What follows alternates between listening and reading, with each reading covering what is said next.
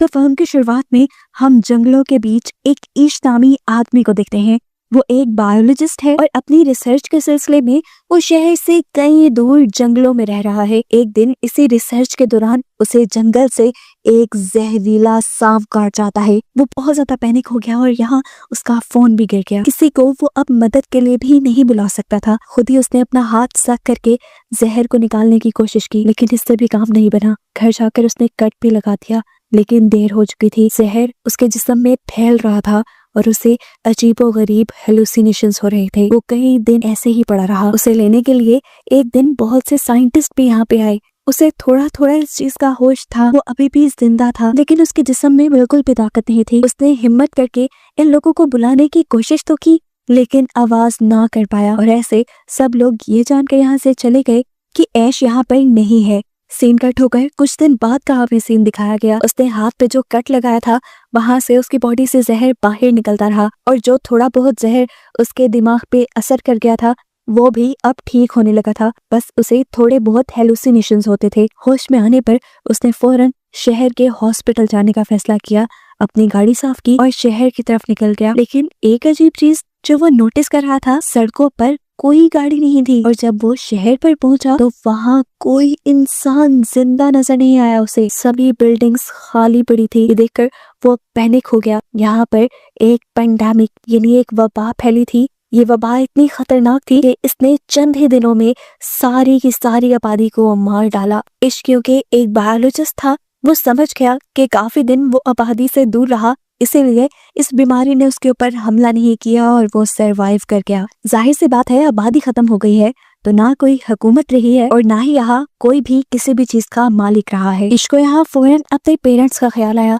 तेजी से वो गाड़ी घुमाते हुए जब घर गया तो उसने देखा कि उसके पेरेंट्स कई दिनों से मरे हुए थे और उनकी बॉडीज की हालत भी बहुत ज्यादा खराब थी। वो बहुत रोया, लेकिन फिर उसने हिम्मत पकड़ी और अपने ही घर के बाहर उसने कब्र खोदकर उनकी बॉडीज को दफन कर दिया। सुबह उठकर भी उसने पूरा शहर देखा, कोई और सर्वाइवर जिंदा नहीं था। ये बात सोचते ही उसने फैसला किया कि वो एक दूसरे शहर जाएगा। उसने लॉस वेगस जाने का डिसाइड किया।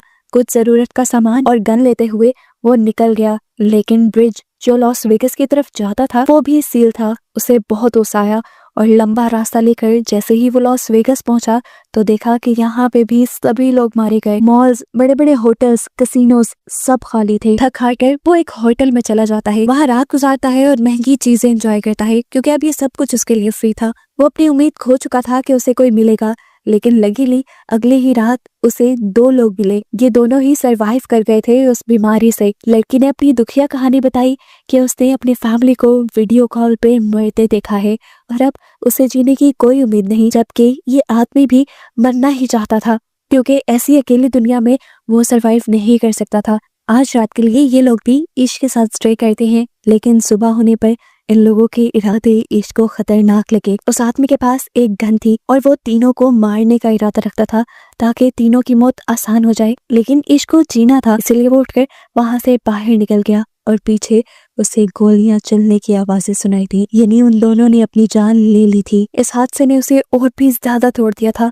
उसे शिद्दत से एहसास हो रहा था कि अब वो पूरी दुनिया में अकेला ही रह गया है। तेज गाड़ी चलाते हुए वो अपने घर वापस लौट आया। रास्ते में उसकी गाड़ी के सामने एक डॉग भी आ गया था। वो डॉग भी बिल्कुल इश्क की तरह अकेला था। इश्क ने इसे अपना साथी बना लिया और उसे जीने की एक नई उम्मीद मिली। इसने एक नई सिरे से अपनी लाइफ गुजारना शुरू की। सर्वाइवल की किताबें पढ़ना शुरू। खाने पीने की तो यहाँ कोई कमी नहीं थी, कमाने की अब जरूरत भी नहीं थी। रोज काम करने के वक्त वो पूरे टाउन में घूमता था इस उम्मीद से कि शायद उन्हें कोई सर्वाइवर मिल जाए, लेकिन हर रोज वो ना उम्मीद लौटता था। एक दिन वो जब चाय पीते हुए अपने डॉग के साथ विंडो के पास खड़ा था तो तभी उसका डॉग अचानक से भौंकने लगा, क्योंकि उसे किसी इंसान के होने का पता चला था। दूर एक घर में से धुआं निकल रहा था। साफ मतलब था कि वहाँ पे कोई इंसान हो सकता है। फौरन उसने गाड़ी निकाली और उस घर की तरफ बढ़ गया जहाँ से धुआं दिखाई दे रहा था। किस्मत से वहाँ पे एक लड़की थी जो उसे देखकर तो डर गई। इसने उसे यकीन दिलाया कि वो उसे नुकसान पहुंचाने नहीं आया, वो खुद भी एक अकेला इंसान है और किसी दूसरे सर्वाइवर की तलाश कर रहा है। ये बात सुनकर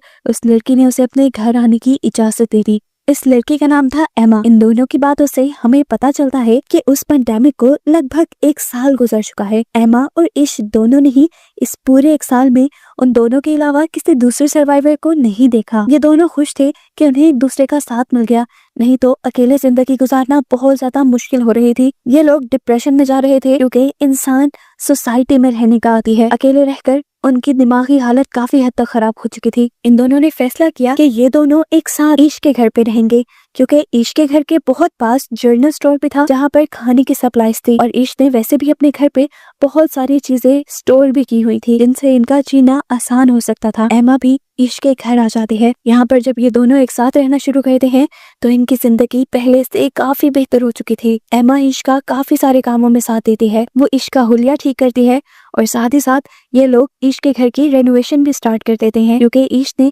इस पूरे 1 साल में अपने घर पर ध्यान नहीं दिया था। एक साथ काम करने के लिए ये रोज सुबह उठते और अपना टारगेट पूरा करते। ये दोनों ये भी समझते थे कि अगर दुनिया में सिर्फ ये 2 ही लोग बचे हैं तो अब इन्हें आबादी भी बढ़ानी चाहिए। पहले तो ये दोनों का फैसला था, लेकिन ईश को जब पता चला कि एमा प्रेग्नेंट हो गई है तब वो बहुत ज्यादा डर गया। उसे डर था कि क्या उसके बच्चे इस अजीब सी दुनिया में सरवाइव कर पाएंगे। एमा उसे हौसला देती है कि सब बेहतर हो जाएगा। ईश जो कि एक बायोलॉजिस्ट था, वो बुक से पढ़कर बच्चे के पैदा होने के तरीके देखने लग जाता है, क्योंकि वो जानता था कि ये दोनों अकेले हैं और उन्हें ये काम खुद ही करना पड़ेगा। साथ ही ये दोनों इस घर को परफेक्ट करने की भी कोशिश कर रहे थे। ईश ने यहाँ पे सोलर पैनल्स भी लगा लिए थे ताकि उनके घर में इलेक्ट्रिसिटी की कमी ना हो। पेंडेमिक को क्योंकि काफी वक्त गुजर गया था, शहर भी जंगल की तरह बनने लगे और जंगल के जानवर शहरी इलाकों की तरफ आने लगे। उनके लिए ये बड़ा खतरा बनता जा रहा था, इसलिए उन्होंने अपने घर के इर्द गिर्द एक बाड़ बना ली और इन जानवरों से बचने के लिए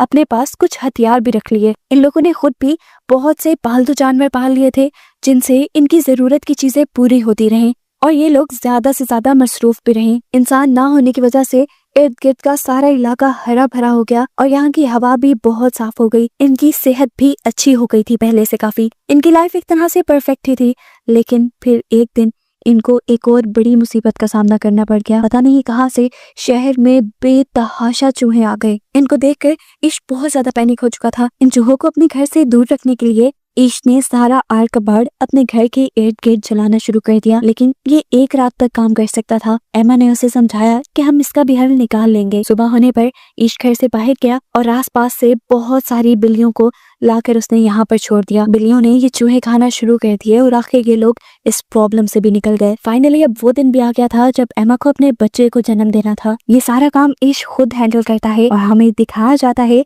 कि इन लोगों के पास एक बहुत ही प्यारी बेटी पैदा हुई थी, जिसे देखकर ये लोग बहुत ज्यादा खुश थे। जीने की एक नई उम्मीद जो मिल गई थी इन्हें। इसके बाद ये लोग अब सड़कों पर जाकर अपने घर का एड्रेस लिखाते हैं, इस उम्मीद में कि अगर कोई सर्वाइवर यहाँ तक आए तो वो उनके घर पहुंच जाए खाना और पानी के लिए। देखते ही देखते 6 साल और गुजर गए। ईश किसी काम के लिए जंगल की तरफ बढ़ रहा था कि अचानक उसकी कार के सामने एक जंगली जानवर आ गया। डरकर ईश बाहर निकला तो उसने जानवर को देखा। वो अभी जिंदा था, दर्द में तड़प रहा था, इसलिए ईश ने उसकी मुश्किल आसान की और उसे शूट करके मार डाला। ये सब दूर खड़ी एक लड़की देख रही थी। गन की आवाज सुनकर वो घबराकर जंगल के अंदर भागने लगी। ईश ने भी उसे भागता देख लिया और वो फौरन उसके पीछे भागा उसे पकड़ने के लिए। इस लड़की को लग रहा था कि ईश उसे नुकसान पहुंचाएगा, लेकिन ईश ऐसा नहीं था। वो लोग तो खुद सर्वाइवर्स को ढूंढ रहे थे। वो जब इस भूखी लड़की को एक सेब खाने को देता है तो ये लड़की समझ जाती है कि ईश बुरा नहीं है। ईश उसे अपने साथ घर लाना चाहता था, लेकिन ये लड़की उसके साथ गाड़ी में नहीं बैठी बल्कि पीछे ट्रंक में बैठ गई। घर आने पर भी देखने को मिला कि वो लड़की ट्रंक से निकलने को तैयार ही नहीं थी। घर पर हमें देखने को मिला कि इतने सालों में ईश और एमा के 2 बच्चे हो चुके थे और अब उनके पास एक तीसरा बच्चा भी पैदा होने वाला था। इन्होंने जो पूरे टाउन में अपना एड्रेस लिखा था उसे देखते हुए 2 और सर्वाइवर इनके साथ रहने आ गए थे, जिनका नाम था जॉर्ज और मरीना। और अब पिछले 1 साल से ये लोग ईश और एमा के साथ ही रह रहे थे, क्योंकि यहाँ पर किसी चीज की कमी नहीं थी। खैर, ईश जिस लड़की को जंगल से लेकर आया था वो लड़की अभी भी ट्रक से बाहर नहीं निकली थी। पूरी रात भी उसने ट्रक में ही गुजार दी। मरीना सुबह होने पर जब उसे खाना देने आई तो घबरा कर उसने खाना भी दूर फेंक दिया। तब मरीना ने उसे काम डाउन किया और अपनी कहानी सुनाई कि वो और जॉर्ज काफी महीनों से इस अकेले दुनिया में भटक रहे थे। उन्हें ईश और एमा का एड्रेस मिला और वो उन्हीं के साथ रहने लग गए। उसने बताया कि ये दोनों बहुत अच्छी हैं और यहाँ पे किसी चीज की कमी नहीं। उसकी ये बातें सुनकर ये लड़की थोड़ा काम डाउन होती है और इनके साथ घुलने मिलने लग जाती है। लेकिन अजीब बात थी, उस लड़की ने ना तो ज्यादा बात की थी अभी तक और ना ही उसने अपना नाम बताया था। मरीना एक दिन उसका सामान देखती है तो उसमें अजीबोगरीब ड्राइंग्स उसे दिखाई देती हैं। साथ ही उसे एक लेटर में इस बच्चे का नाम ईवी पता चलता है। उस लेटर में लिखा था कि इस पेंडेमिक के दौरान उसके डैड ने उसके साथ ज्यादती कर दी थी, जिसकी वजह से अब वो अपने सामने आने वाले हर इंसान से डरती है। ये लेटर उसकी मॉम ने लिखा था, जिसमें वो चाहती थी कि ईवी जिसके भी पास जाए वो उसका ख्याल रखे, क्योंकि उसकी मॉम खुद ही मरने वाली थी।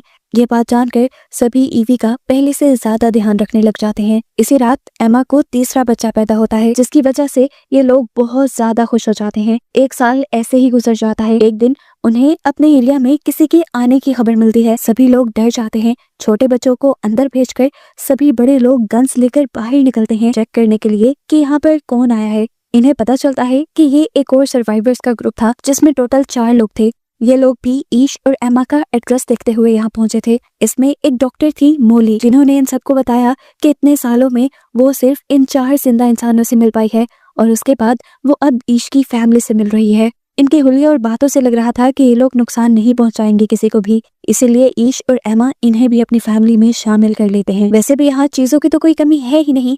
अब ये लोग एक साथ मिलकर एक बड़ी सोसाइटी बना सकते हैं। ईश इन नए मेंबर्स को इस दुनिया में सरवाइव करने के रूल्स बताता है कि इन्हें हर वक्त अपने हथियार अपने पास रखने होंगे, क्योंकि ये दुनिया अब एक जंगल की तरह बन गई है। जंगली जानवरों का सामना इन्हें आए वक्त हो सकता है। ये लोग सप्लाईज लेने के लिए जब भी यहाँ से बाहर निकलते हैं तो जरूरी है कि ये लोग ग्रुप की शक्ल में निकले, नहीं तो कोई भी जंगली जानवर या कोई और चीज इन्हें नुकसान पहुंचा सकती है। ये सारे असूल बताने के बाद ये लोग सप्लाईज इकट्ठी करने के लिए यहाँ से बाहर निकलते हैं मॉल और हॉस्पिटल की तरफ। मोली जो एक डॉक्टर थी, उसने हॉस्पिटल से बहुत सारी ऐसी चीजें इकट्ठी कर ली थी जिन्हें ये अपनी कम्युनिटी में ले जा सकते थे और जिनसे इन सब लोगों का इलाज हो सकता था। खैर, सालों का वक्त गुजर जाता है और हमें पता चलता है इस पूरे ग्रुप में काफी सारे बच्चे हो गए थे और दूसरे कपल के पास भी बच्चे थे। इनकी कम्युनिटी अब बड़ी होती जा रही थी। ईश अपने सारे बच्चों को पढ़ाता था और उन्हें बताता था कि पहले की कम्युनिटीज कैसे होती हैं, इंसान कैसे सरवाइव करते हैं। वो उन्हें पढ़ा रहा था ताकि आने वाले वक्त में उन्हें कोई मुश्किल ना हो। जिंदगी इनकी नॉर्मल गुजर रही थी। घर के आसपास पूरा जंगल उगा था और इसी जंगल में से एक दिन एक बहुत बड़ा शेर इनके घर में आ घुसा। शुक्र था कि ठीक वक्त पर ईश की नजर उसके ऊपर पड़ गई। अपने बच्चों को बचाने के लिए ईश वहां पे आ गया और शेर ने उसके ऊपर हमला कर दिया। इससे पहले कि ये लोग उसे कुछ कर देते, शेर ने उसे चीर फाड़ डाला। ये देखकर सभी पैनिक हो गए। सभी जब यहाँ आए तो शेर यहाँ से चला गया। एमा ईश की ये हालत देखकर गुस्से से पागल हो गई और उसने गन लेकर जाके जंगल में उस शेर को शूट करके मार डाला। जबकि यहाँ ठीक वक्त पर मोली के साथ सभी लोगों ने मिलकर ईश की जान बचा ली और फिर उसका ट्रीटमेंट भी होने लगा। काफी हफ्ते लगे, लेकिन फिर ईश पहले जैसा सेहतमंद हो गया। देखते ही देखते अब 17 साल भी गुजर गए। इन सब लोगों के बच्चे अब जवान हो चुके थे। हमें पता चलता है कि इतने सालों बाद ईश की बड़ी बेटी हैदर उनके ही ग्रुप के एक लड़के में इन्वॉल्व होने लगी। इनकी दोस्ती काफी अच्छी थी और इनकी दोस्ती से किसी को भी एतराज नहीं था, क्योंकि इन्हीं सब लोगों ने आपस में रिलेशन बनाने थे। हैदर और ये लड़का अब इस दुनिया को एक्सप्लोर करने और सर्वाइवर्स ढूंढने की उम्मीद में इस टाउन से बाहर जाना चाहते थे। इस चीज पे भी किसी को कोई एतराज नहीं हुआ और ये लोग उन्हें गन्स और कुछ जरूरी सामान देकर सफर पे भेज देते हैं। उनके जाने के बाद यहाँ पर एक और मसला बन जाता है। बाकी रिसोर्सेज तो इनके पास ठीक ठाक थे, लेकिन अब इन्हें पानी की कमी का सामना करना पड़ गया था। डैम पर जाके इन्हें पता चला कि डैम्स का पानी खत्म हो रहा है और ये मसला इनके लिए जानलेवा भी साबित हो सकता था। कुछ दिन बाद इनके एरिया में आता है एक और सर्वाइवर्स का ग्रुप, जिनके पास 2 ट्रक थे। उनके पास पेट्रोल की कमी थी जो वो ईश से मांगने के लिए आए थे। इसके बदले वो उनसे कहते हैं कि हम आप लोगों की पानी वाली प्रॉब्लम को सॉल्व कर सकते हैं, क्योंकि हमारे पास ड्रिल मशीन है और जमीन के नीचे से ड्रिल करके अभी भी पानी निकाला जा सकता है। ईश को ये ऑफर बुरी नहीं लगी थी।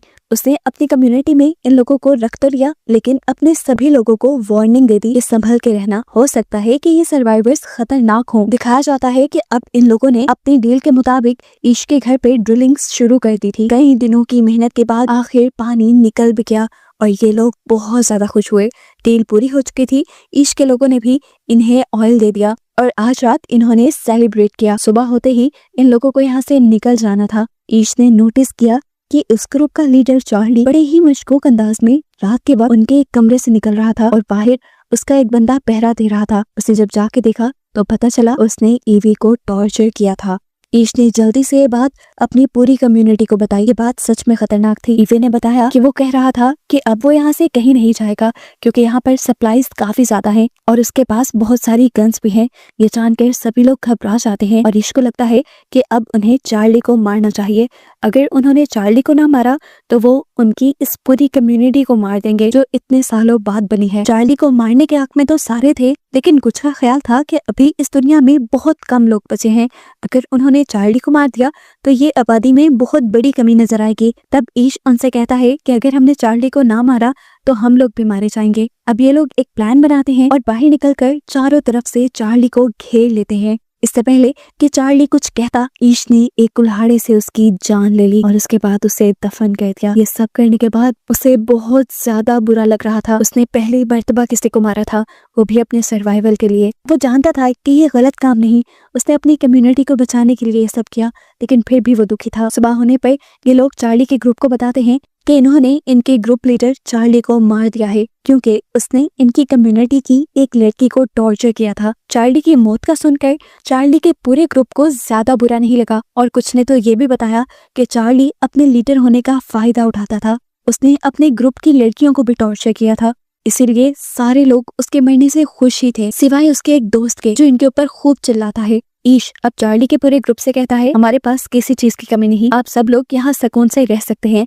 लेकिन ये लड़का नहीं, क्योंकि इसमें से मुझे चार्ली जैसी ही बू आ रही है।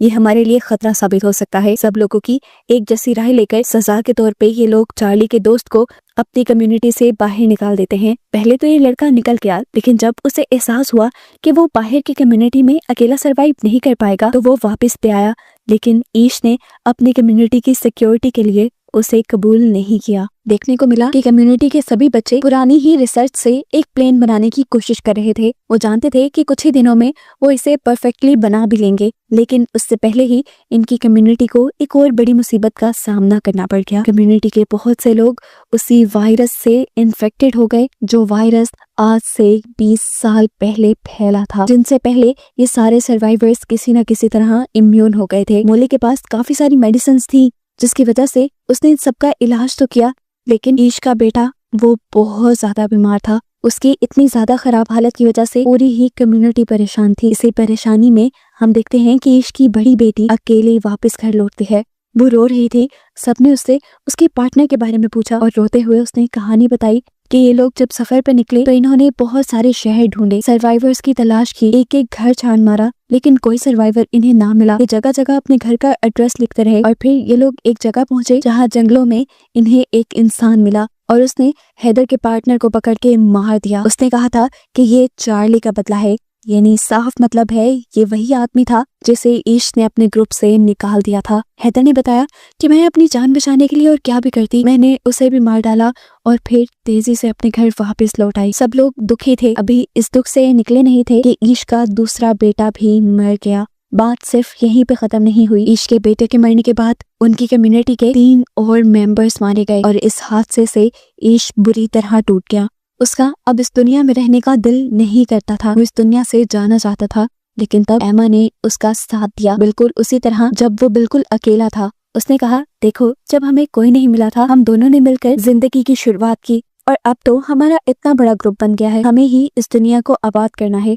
तुम अगर ऐसे ही हार मान जाओगे तो ग्रुप के बच्चों को कौन ट्रेनिंग देगा। उसकी ये बात सुनकर ईश को थोड़ा हौसला मिला और वो पहाड़ों पे चला गया सनराइज देखने के लिए। पिछली दुनिया के सनराइज से बहुत मुख्तलिफ था। पहले जैसे ये नेचर के रंग फीके लगते थे, अब हर चीज में ताजगी थी। ये देखकर ईश को एहसास हुआ कि ये पहले वाली दुनिया नहीं रही, ये एक नई दुनिया है। वो अपने बच्चों को पहले वाली दुनिया में रहने की तरबियत दे रहा था, ये गलत था। वो समझ गया कि अब उसे अपने बच्चों को इस नई दुनिया में सरवाइव करना सिखाना है। घर जाकर यही स्पीच वो अपने बच्चों को देता है कि हम अभी तक गलत डायरेक्शन में पड़ रहे थे, हम पुरानी दुनिया में चलने की कोशिश कर रहे थे, लेकिन जब पुरानी दुनिया रही ही नहीं तो फिर उसमें चलने की ट्रेनिंग क्यों लेनी है। ये एक नई दुनिया है और हमें इसके मुताबिक चलना है। ईशनी ने कहा कि अब से तुम लोग वही सीखोगे जो नेचर तुम्हें सिखाएगा और जो इस दुनिया में रहने के लिए जरूरी है। इस दुनिया में इनकी कम्युनिकेशन बिल्कुल बंद हो गई थी, तो इसीलिए इन्होंने फैसला किया कि ये अब अपना कम्युनिकेशन नेटवर्क बनाएंगे। इन्होंने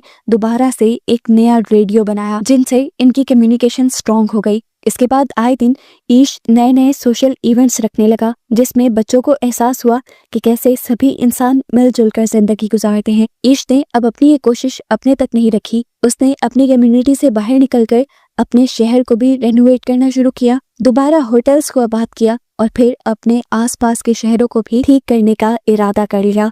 फिल्म के पोस्ट क्रेडिट सीन में हमें बूढ़े ईश को उसके पोते के साथ दिखाया जाता है, जो उसे की सारी कहानी बता रहा था। वो उसे कहता है कि ये दुनिया बिल्कुल हमारी ही पीढ़ी है, जिसे अब तुमने आगे बढ़ाना है।